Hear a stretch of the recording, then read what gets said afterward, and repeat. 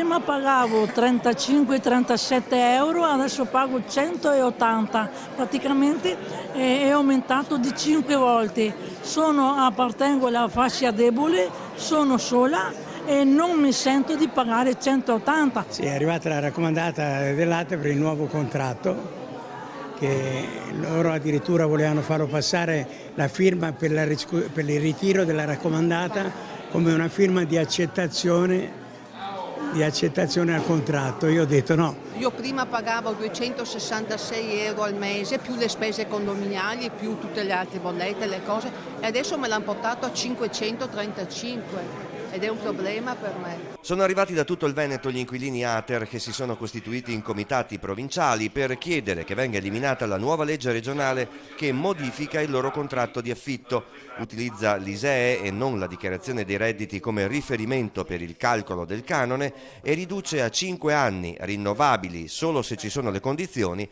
la durata del contratto di locazione. Gli inquilini sono incazzati perché Zaia e la Regione e l'ATER continuano a chiamare furbetti cittadini che a 80 anni e 70 anni si sono ritrovati da un momento all'altro senza alcuna spiegazione, senza alcuna trasparenza, il canone di affitto aumentato anche del 200-300%. Qui non ci sono furbetti e i nostri redditi sono sempre gli stessi, hanno sottolineato diversi inquilini presenti all'Assemblea regionale di Padova, e l'ATER pensi piuttosto ad amministrare meglio il suo patrimonio.